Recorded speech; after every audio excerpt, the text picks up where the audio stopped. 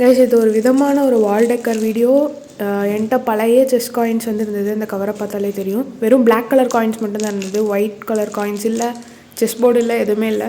So இது வேஸ்ட்டாக தானே இருக்குதுன்னு சொல்லி இது வால் டெக்கர் பண்ணலான்னு சொல்லிட்டு ஒரு கார்ட்போர்டு அண்ட் சைடில் பாக்ஸ் மாதிரி கொண்டு வர போகிறோம். அதனால் சைட்லேயும் 4 கார்ட்போர்டு. இதை வந்து A4 ஷீட் நல்லா கவர் பண்ணிக்கிட்டேன். கவர் பண்ணிவிட்டு குட்டி குட்டி black pieces, black colour paper இருக்கு இல்லையா, அதில் வந்து குட்டி குட்டியாக வந்து கட் பண்ணிவிட்டு அதை வந்து ஃபுல்லாக ஸ்டிக் பண்ணேன். ஏன்னா எனக்கு பேக்ரவுண்ட் வந்து செஸ் காயின்ஸ் யூஸ் பண்ணனால செஸ் போர்ட் லுக் வேணும் அப்படிங்கிறக்காக. ஸோ ஃபுல்லாக அதை வந்து ஒட்டி முடிச்சுட்டு சைடில் அந்த 4 பீஸ் இருக்கு இல்லையா, அதுக்கும் அதே மாதிரி ஒட்டிக்கிட்டேன்.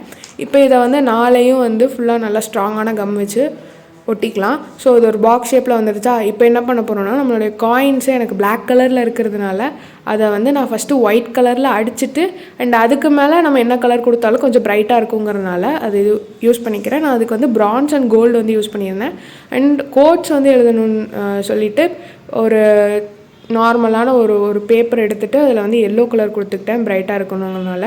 அண்ட் அதுக்குள்ளே ஒரு கோட்டை வந்து செஸ்ஸுக்கு ரிலேட்டடாக ஒரு கோட்டை வந்து எழுதிட்டு பின்னாடி டபுள் சைட் டேப் போட்டு நான் ஒட்டிக்கிட்டேன். கொஞ்சம் முன்னாடி இருக்கிற மாதிரி இருக்கு இல்லையா, அதனால் வேணா கம் வச்சு கூட நீங்கள் ஒட்டிக்கலாம்.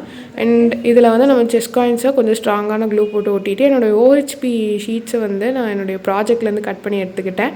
அண்ட் அதுக்கு வந்து ஒரு ஃப்ரேம் மாதிரி போட்டு அதை பிளாக் கலர் சார்ட்டால் கவர் பண்ணிவிட்டு இந்த OHP ஷீட்டை வந்து நான் அதில் வந்து நல்லா ஸ்டிக் பண்ணிக்கிறேன். ஸோ இது கொஞ்சம் கிளாஸ் மாதிரி இருக்கும், பட் அந்தளவுக்கு கிளியராக இல்லைனாலும் ஓகேவாக தான் இருந்தது.